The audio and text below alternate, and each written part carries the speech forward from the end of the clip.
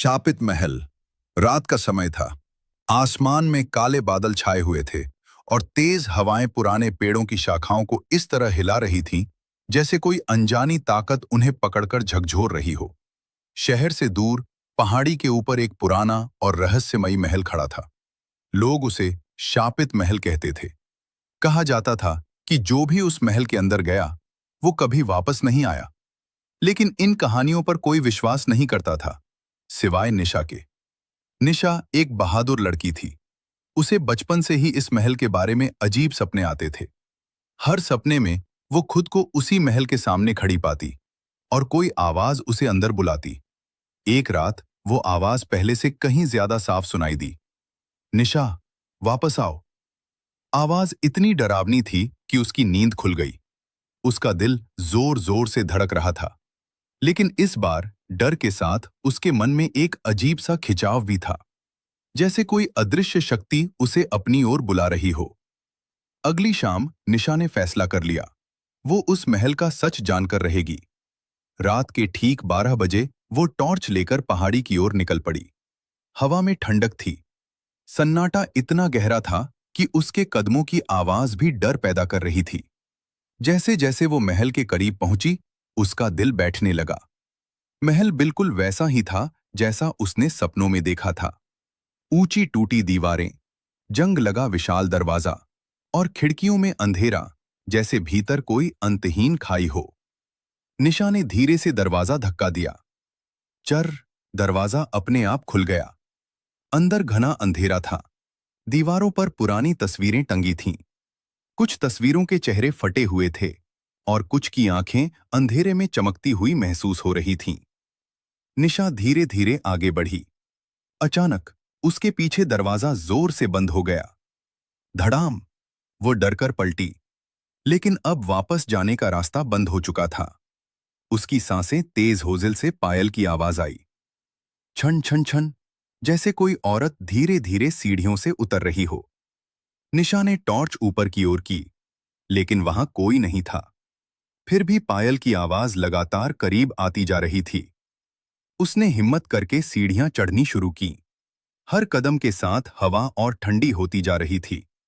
ऊपर पहुंचते ही उसे एक लंबा गलियारा दिखाई दिया।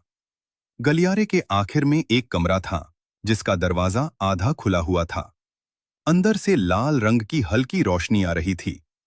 निशा जैसे ही कमरे के पास पहुंची, अचानक उसे लगा कि किसी ने उसके कंधे को छुआ है।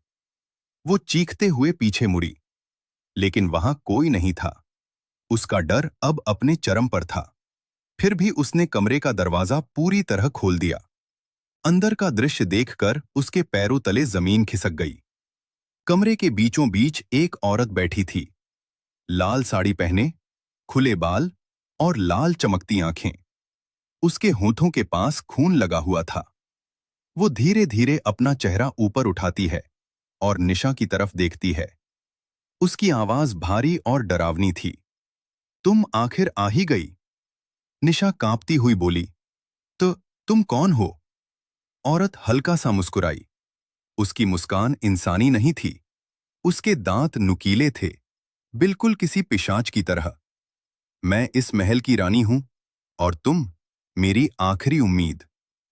निशा कुछ समझ पाती उससे पहले कमरे के अंधेरे कोने से एक विशाल काला साया बाहर आया। वो एक भयानक दानव था।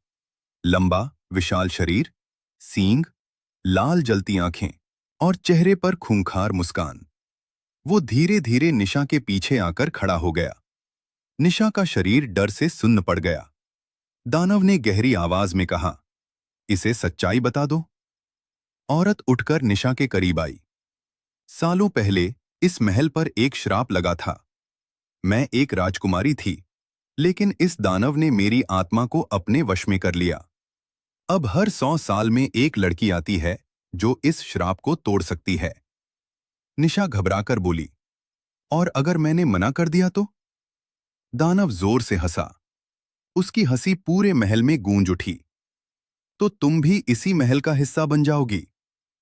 अचानक पूरे महल की दीवारें कांपने लगीं। खिड़कियों के शीशे टूटने लगे और चारों तरफ से डरावनी आवाजें आने लगीं। निशा को महसूस हुआ कि अब उसकी जिंदगी का सबसे बड़ा फैसला उसके सामने है। या तो वह इस श्राप को तोड़े या हमेशा के लिए इस महल में कैद हो जाए। तभी अचानक कमरे की सारी लाइट बुझ गई।